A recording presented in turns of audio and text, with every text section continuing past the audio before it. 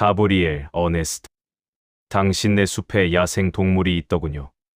화가 커닝엄이 기차역으로 가는 마차 안에서 말했다. 마차를 타고 오는 동안 그가 던진 유일한 말이었지만 반칠이 워낙 쉴 새 없이 조잘됐기 때문에 동행의 침묵은 그리 눈에 띄지 않았었다. 길 잃은 여우 한두 마리랑 토박이, 족제비 몇 마리가 전부라네. 그보다 더 무시무시한 건 없네. 반칠이 말했다. 화가는 아무 말도 하지 않았다. 야생 동물이라니 그게 무슨 뜻인가? 나중에 기차역 플랫폼에 도착했을 때 반칠이 물었다. 아무것도 아닙니다. 내 상상력에 소치겠지요. 기차가 오는군요. 커닝엄이 말했다. 그날 오후 반칠은 자신의 숲속 사유지로 늘 하던 산책을 나섰다. 그의 서재에는 덤브레오라기 박제가 박혀 있었고 야생화 이름도 꽤 많이 알고 있었기에 그의 고모가 그를 위대한 자연주의자라고 묘사하는 것도 아주 근거 없는 일은 아니었을 것이다. 어찌되었든 그는 대단한 도보가였다. 산책하는 동안 눈에 보이는 모든 것을 마음속으로 기록해두는 것이 그의 습관이었는데 이는 당대의 과학 발전에 기여하기 위함이라기보다는 나중에 대화거리를 마련하기 위한 목적이 컸다. 청색 초롱꽃이 피어나기 시작하면 그는 만나는 사람마다 그 사실을 꼭 알리고야 말았다. 듣는 이들은 계절을 고려할 때 그 꽃이 피는 게 당연하다고 생각했을지언정 적어도 반칠이 자신들에게 절대적으로 솔직하게 대하고 있다는 것만큼은 느낄 수 있었다. 그러나 이날 오후 반칠이 목격한 것은 그의 평범한 경험 범주에서 완전히 벗어난 것이었다. 떡갈나무 덤불숲의 문지 속에 자리 잡은 깊은 웅덩이 위로 미끄러운 바위 선반이 돌출되어 있었는데 그 위에 여려서 살쯤 되어 보이는 소년 하나가 대자로 뻗어 누워 벼틀 쬐며 자신의 젖은 갈색 사지를 사치스럽게 말리고 있었다.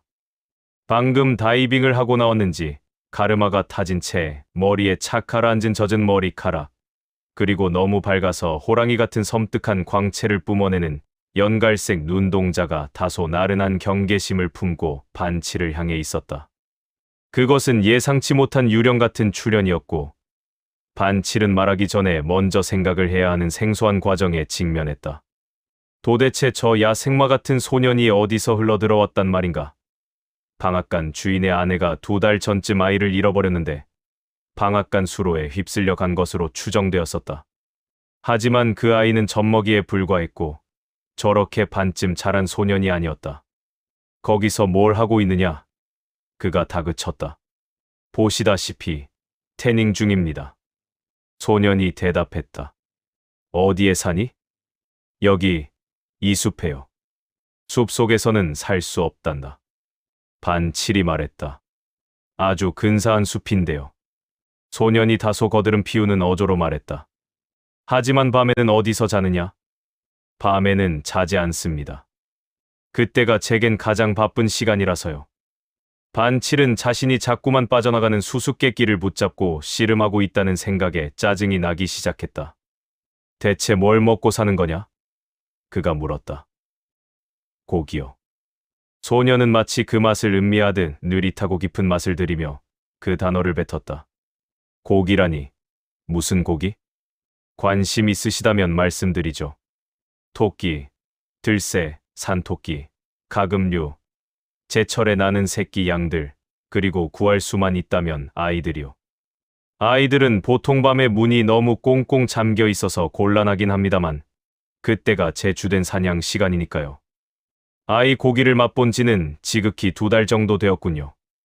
마지막 말이 장난기 어린 농담일 것이라 치부하며 반칠은 밀렵 행위의 가능성에 초점을 맞추고 소년을 유도하려 했다. 산토끼를 먹고 산다니 참 뚱딴지 같은 소리를 하는구나. 소년의 옷차림 상태를 고려할 때 모자를 쓰고 헛소리한다는 식의 비유는 그리 적절치 못했다. 우리 언덕배기 산토끼들은 그렇게 쉽게 잡히지 않는단다. 밤이 되면 전 4발로 사냥하거든요. 다소 수수께끼 같은 대답이 돌아왔다. 사냥개를 데리고 사냥한다는 뜻이겠지. 반칠이 짐작해보았다. 소년은 등을 대고 느릿하게 몸을 돌려 누우며 기이하고 낮은 웃음을 터뜨렸는데 그것은 즐거운 킥킥거림 같으면서도 불쾌한 으르렁거림 같기도 했다. 그 어떤 개도 저와 동행하고 싶어 하진 않을 겁니다. 특히 밤에는 말이죠. 반칠은 이 묘한 눈빛과 기괴한 말투를 가진 녀석에게 영락없이 으스스한 기운이 감돌고 있음을 느끼기 시작했다. 이 숲에 너를 계속 머물게 할 수는 없다. 그가 권위 있게 선언했다. 당신 집 안방에 저를 두는 것보다는 여기 두는 게 훨씬 나으실 텐데요. 소년이 말했다. 이 야생의 알몸 동물이 자신의 정돈된 깔끔한 집안에 들어앉아 있는 풍경은 생각만 해도 끔찍한 일이었다. 내가 나가지 않는다면 강제로 쫓아낼 수밖에 없다. 반칠이 말했다. 소년은 번개처럼 몸을 돌려 웅덩이 속으로 뛰어들더니 순식간에 물기가 뚝뚝 떨어지는 매끄러운 몸을 반칠이 서 있는 둑길 위로 절반쯤 솟구쳐 올렸다. 수달에게라면 전혀 놀랍지 않을 동작이었으나 인간 소년의 몸으로 그런 짓을 하니 반칠은 몹시 간담이 서늘해졌다. 그가 본능적으로 뒷걸음질을 치다가 발이 미끄러지는 바람에 미끄러운 수초투성이 제방 위로 거의 대자로 넘어질 뻔했다. 호랑이 같은 그 노란 눈동자가 그의 얼굴 바로 코앞에 와 있었다.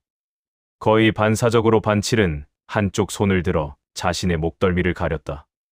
소년은 다시 한번 웃음을 터뜨렸는데 이번에는 으르렁거림이 킥킥거림을 완전히 집어삼킨 소리였다.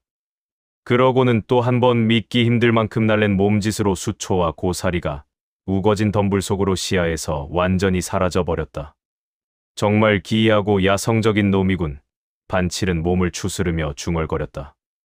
그제야 그는 커닝엄이 던졌던 한마디가 뇌리를 스쳤다. 당신네 숲에 야생 동물이 있더군요.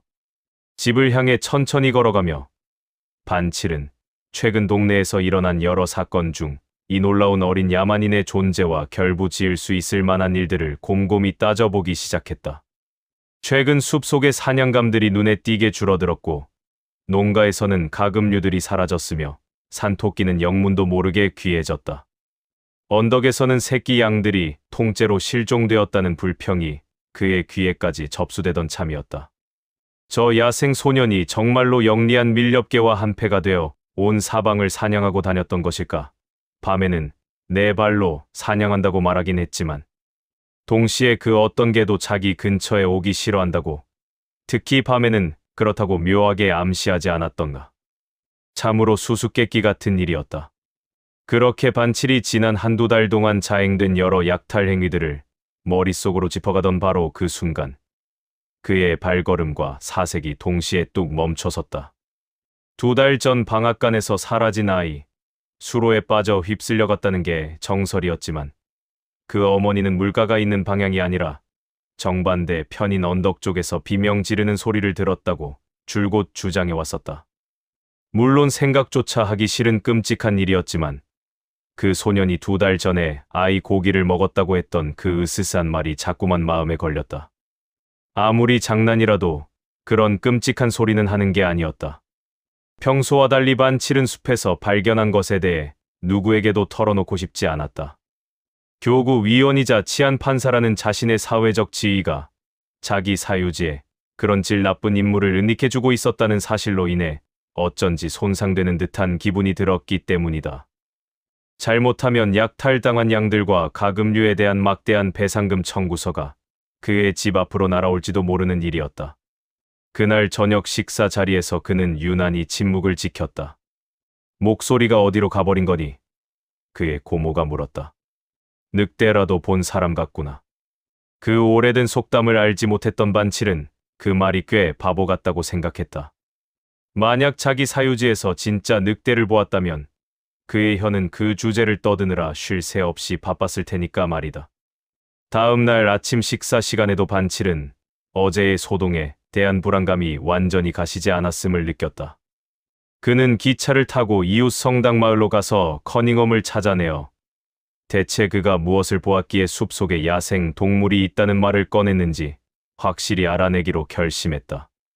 결심을 굳히자 평소의 활기가 어느 정도 돌아왔고 그는 여느 때처럼 아침 담배를 피우기 위해 거실로 거닐며 가벼운 멜로디를 콧노래로 흥얼거렸다.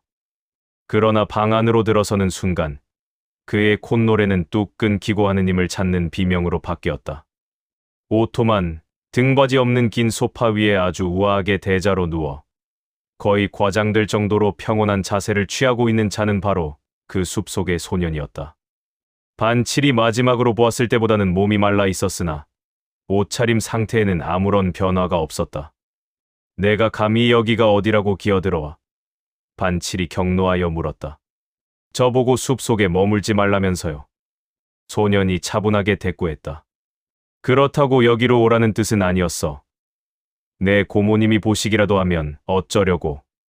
그 대참사를 최소화하기 위해 반칠은 다급하게 신문 모닝 포스트를 펼쳐 이 달갑지 않은 손님의 몸을 최대한 가려 눌렀다. 바로 그 순간 그의 고모가 방으로 들어왔다. 이 애는 길을 잃고 기억까지 잃어버린 가여운 소년이란다. 자기가 누구인지 어디서 왔는지 전혀 모른대요. 반칠은 이 불황자 녀석이 자신의 야만적인 기질에 더해 눈치 없는 솔직함까지 난사하지는 않을까 조마조마하며 소년의 얼굴을 살피며 절박하게 변명했다. 반칠 고모는 엄청난 흥미를 보였다. 속옷에 이름표라도 적혀 있을지 모르겠구나. 고모가 제안했다. 속옷도 거의 다 잃어버린 것 같아요. 반칠은 신문지가 흘러내리지 않게 필사적으로 움켜쥐며 간신히 말했다.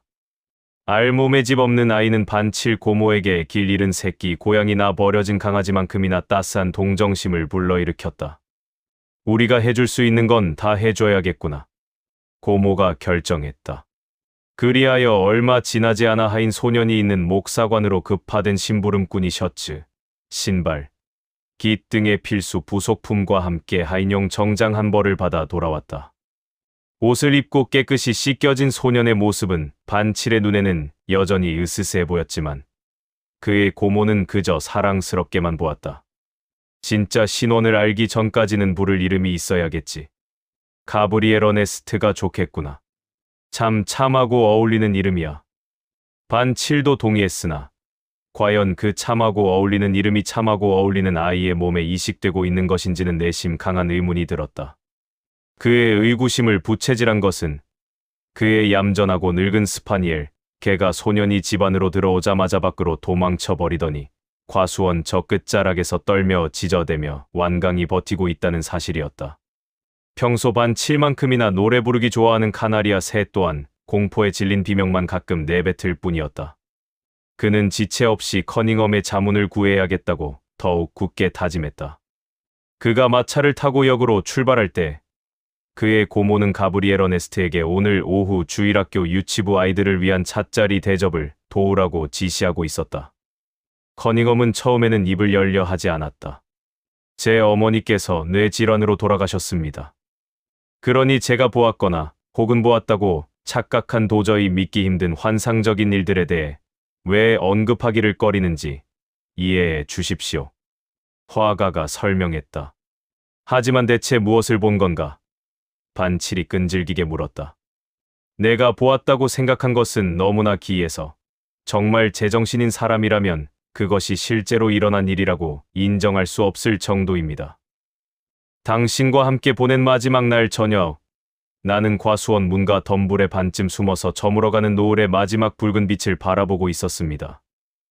그런데 갑자기 알몸의 소년 하나가 나타났습니다. 근처 웅덩이에서 수영하던 아이 같았는데 황량한 언덕배기에 서서 똑같이 노을을 바라보고 있더군요. 그 자세가 그리스 신화 속 야생의 판을 너무나 연상시켜서 나는 즉시 그를 모델로 고용하고 싶다는 생각에 소리를 지르려던 참이었습니다. 그런데 바로 그 순간 해가 지평선 너머로 뚝 떨어졌고 눈앞의 풍경에서 모든 주황빛과 분홍빛이 사라지며 차갑고 회색빛 어린 풍경만 남았습니다. 그리고 동시에 믿을 수 없는 일이 일어났습니다. 그 소년도 함께 사라져 버린 겁니다. 뭐라고 흔적도 없이 사라졌단 말인가? 반칠이 흥분해서 물었다. 아니요. 그게 끔찍한 부분입니다. 화가가 대답했다. 방금 전까지 소년이 서 있던 그 텅 빈 언덕배기에 거뭇거뭇한 털색의 번뜩이는 송곳니와 잔인한 노란 눈을 가진 거대한 늑대 한 마리가 서 있었습니다. 당신은 아마도. 그러나 반칠은 생각 따위에 한가한 짓을 하느라 지체하지 않았다. 그는 이미 기차역을 향해 전속력으로 내달리고 있었다. 전보를 보낸다는 생각은 접어두었다. 가브리엘 어네스트는 늑대인간임이라는 문구는 상황을 전달하기에 터무니없이 부족한 표현이었고, 고모는 그가 암호해독 기틀을 주지 않고 장난치는 줄 알 것이다. 그의 유일한 희망은 해가 지기 전에 집에 도착하는 것뿐이었다. 기차 여행이 끝난 뒤 대절한 마차는 시골길을 지독하리만치 느린 속도로 달리는 듯했고, 세상은 저무는 해의 잔영으로 분홍빛과 자줏빛으로 물들어가고 있었다. 그가 도착했을 때 고모는 아침에 먹다 남은 잼과 케이크를 치우고 있었다. 가브리엘 어네스트는 어디 있습니까?